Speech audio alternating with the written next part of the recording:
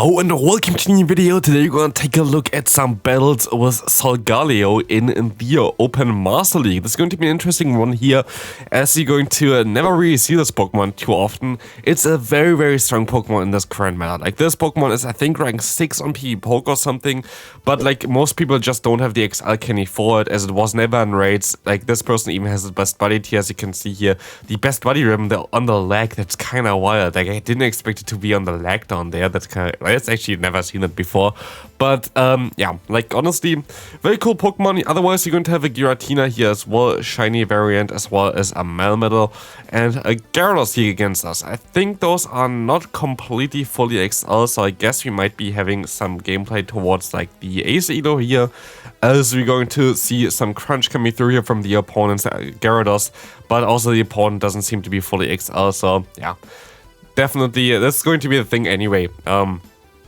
Last time I think Master League was available, I was actually in a pretty lower Elo range as well already, and I saw a lot of people not being able to get those level 50 Pokemon out there, which is kind of telling for Niantic to maybe reconsider their idea of how XL candy, especially rare XL candy, gonna give out, because yeah, basically back in the day, legendary raids were a little bit rarer as well, but we were able to get those, yeah, basically those candies through the rare candies from other raids as well, but like now with the XL candy, you don't really get XL rare candy too often, so it's just not really balanced in the current state. So definitely a lot of people not able to get level 50 Pokemon here. Well, at least you're going to see the first win of this game. Next opponent, we're going to see the Mamoswine. Mamoswine going to be definitely a decent one for you. Definitely a little bit awkward though in the zero shield scenario, but the opponent going to shield immediately here. It's actually a best buddy level 52, level 51 here, Mamoswine against you. They're going to go for the high horsepower, as you're going to be able to go for more damage with the Psychic Fangs, plus your fast move, Fire Spin. And this is the cool thing about Solgaleo. I think that's only an Avalanche, yep, it is. Solgaleo has access to the move, yeah, Psychic Fangs here, which is going to be a very decent one for you, as Psychic Fangs is going to be able to get the defense drops all the time here, as well as you're going to do some pretty decent damage with your fast move as well. In comes Tyranitar, which is going to go... It's not the play to go for you. Will not ever go into a Giratina against a Tyranitar, please. Like, honestly, while yes, you don't run Superpower for whatever reason, please run Superpower on MEWeedle. Superpower is the most important move on MEWeedle, so like, please don't run Thunderbolt. Thunderbolt does not make too much sense here. Thunderbolt is not giving you any better coverage other than Kyogre maybe, but even against Kyogre you're going to be fine with Rock Slide as well as the Superpower. Thunderbolt is in general not really a good charge move to go for. It's not really a good charge move in general to use, so please don't do that. Please swap over to Superpower, going to have way better matchups for you. Here we're going to see a Mewtwo coming in. I wouldn't have went for that move, but I guess in this Elo range, a lot of people just shield no matter what is coming in, I guess. As you're going to see the Shadow Ball coming through from the Mewtwo, good shield up by you, as you can go ahead and go for an Omnius Wand. Mewtwo, of course, coming back into raids as a Shadow variant, which is, again, something that I feel like is such huge wasted potential with that event. Honestly, that they basically locked it all into, yeah, not you being able to do the remote raids is going to be so bad for this event. So sad to see, but here at least we're going to see a fully maxed out variant of the Togekiss with the best buddy ribbon as well. They're going to shield up the move. Don't know if it had to shield up the move here, but we're going to see a Kyogre coming in. Maybe here Thunderbolt actually going to turn out beneficial. Let's take a look at this. You're going to stay in here for... Not really sure why. Don't really know why you stay in here, to be fair. You should have stopped out early already. Now they're in Rock Slide range already. You don't have to go for Thunderbolt. Rock Slide is easily enough here. But you're still gonna go for the Thunderbolt for whatever reason, really. Like, it's not going to matter here, but like, you kinda risk it a little bit there. I don't know how much the new Origin Pulse would do against the MEWeedle, so to be fair, especially in this kinda not fully maxed out MEWeedle, I think. It's definitely a little bit tricky, but yeah, definitely Thunderbolt. I guess in this range, Thunderbolt would help you out, because people most likely don't expect you to have Thunderbolt, and they know that they're going to be able to survive a move. Exactly, but here, of course, they don't, because it is a Thunderbolt. But here, for example, like, yeah, again, yeah, against the mirror, you need a Superpower. The opponent goes for Rock Slide, you go for Rock Slide. Oh, weird play there. Like, very... I don't really see the reason for Thunderbolt, to be fair, for this Pokemon. Just please go ahead and swap it to Superpower. You need coverage against Dialga. You need coverage against those other Pokemon. But yeah, here we're going to see the Solgaleo coming back in. Solgaleo, why is this actually so good? Solgaleo is actually able to beat both Dialga as well as the Zacian, which is kind of nice because you basically resist all the moves from this Pokemon, like from those Pokemon. You have a very good typing, it's the same typing as the Metagross, but you're going to have a little bit better bulk and a little bit better stats than Metagross. Of course, it's still going to be a little bit tricky to get this Pokemon fully XL, of course, in the current time. Hope that we're going to get some raids for this Pokemon eventually, but right now we're going to see here the Solgaleo going to go for the shield against the MEWeedle, which I guess also this MEWeedle here on our side might be even kind of fully XL. I'm not sure really. Might be just the IV stat a little bit too low. I think it needs like a few more power-ups though. But yeah, here we're going to see the Rock Slide coming through and you're going to be able to catch a move here, but doesn't really matter too much because Superpower, hey, gonna get caught by the Giratina, but yeah, doesn't really matter, they had 1 HP anyway. Very good lead for you. Here, Fire Spin is a fast move, and you see already how much Fire Spin is going to chunk against the opponent. Kovic actually just farmed them all the way down, to be fair.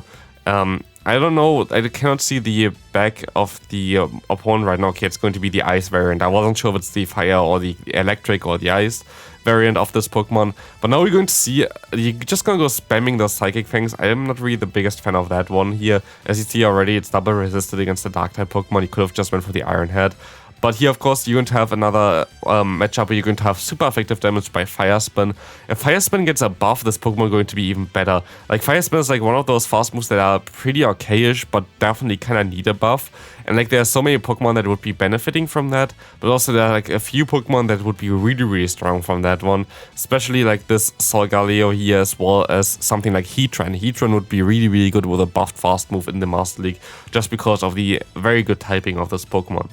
You're going to see the MEWeedle coming in again, as you're going to be able to just go ahead and go for the Shadow Wall. It's going to be a pretty decent matchup for you. You should be able to win this game here as well, as the opponent has not a lot against you here. We see the forfeit of the opponent, as you're going to be able to actually win this game. And you saw as well that they have the mask for Solgaleo as well. It's kind of funny. You used now a different lead, and you're going to go straight for the Psychic Fangs again. Again, like you see already that this is definitely around Ace area. Both the Pokemon that you see as well as the place here.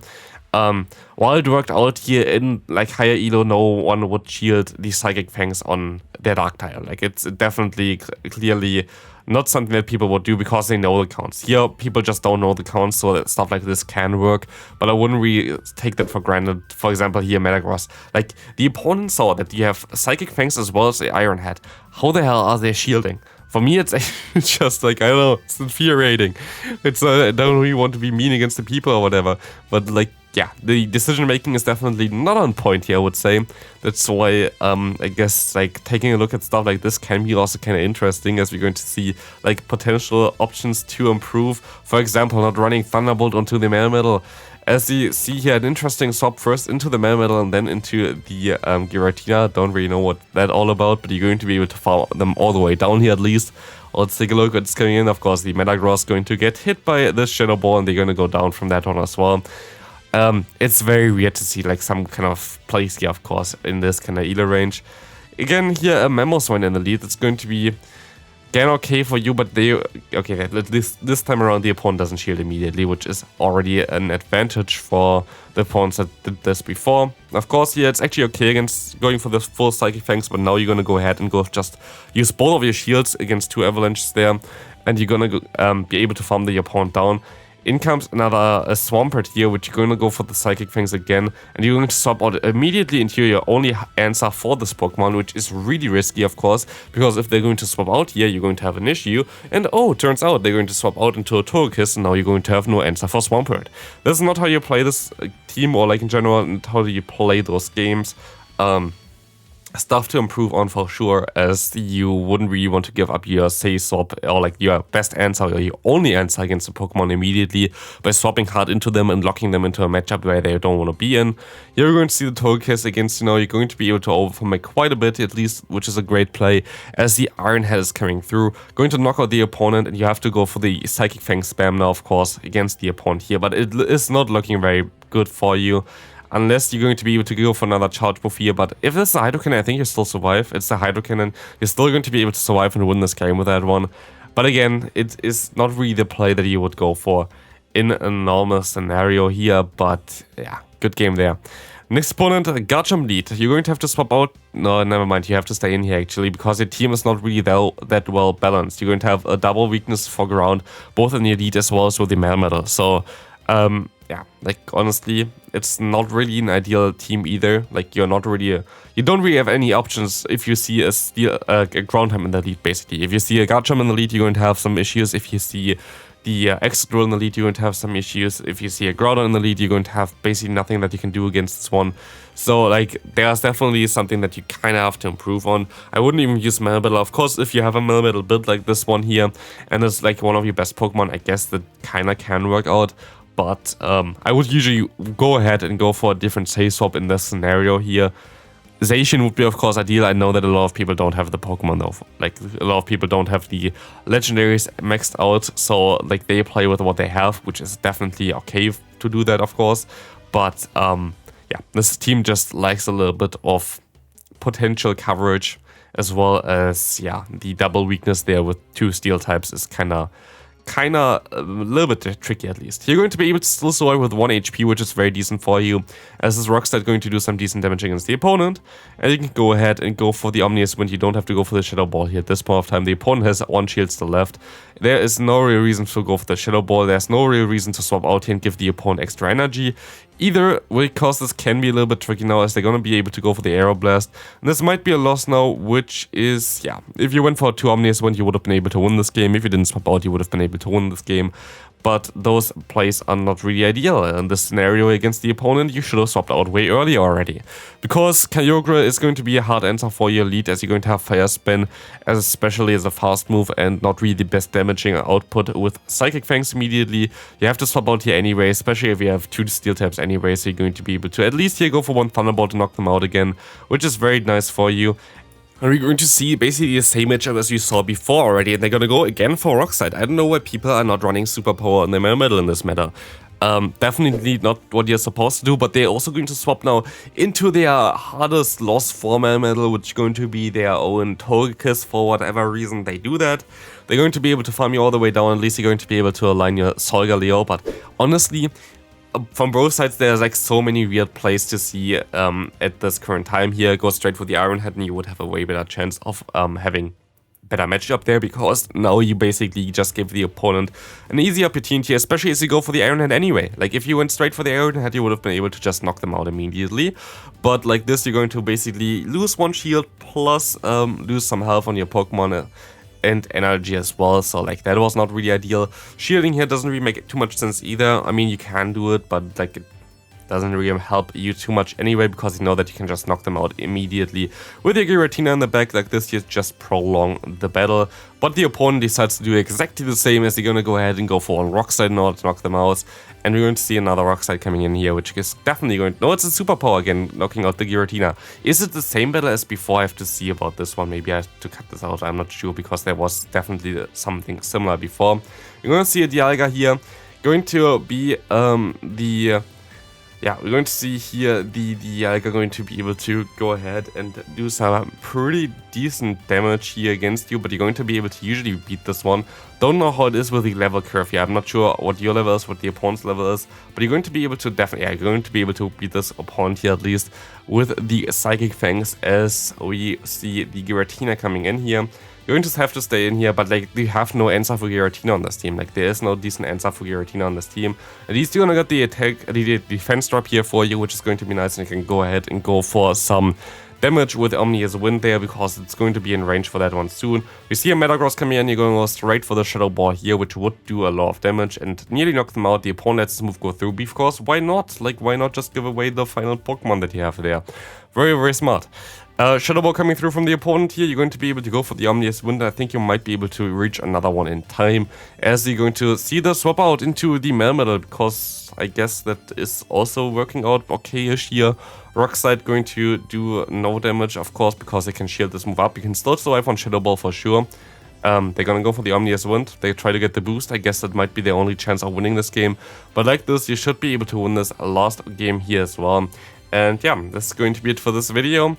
Definitely a lot of plays that are so weird to see, right? Honestly, it's kind of okay to see something like some more ace battles in general, because you see like some different things that people do wrong, which puts them into the ace rank, because like usually there's always something that you can improve on while you're stuck down there.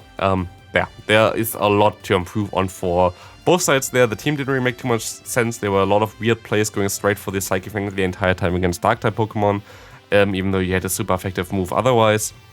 Opponent shielding moves way too early. It's a wild west meta down there, I guess. But yeah, still interesting to take a look at this one. I hope you still enjoyed this one. And I see you in the next video. Bye!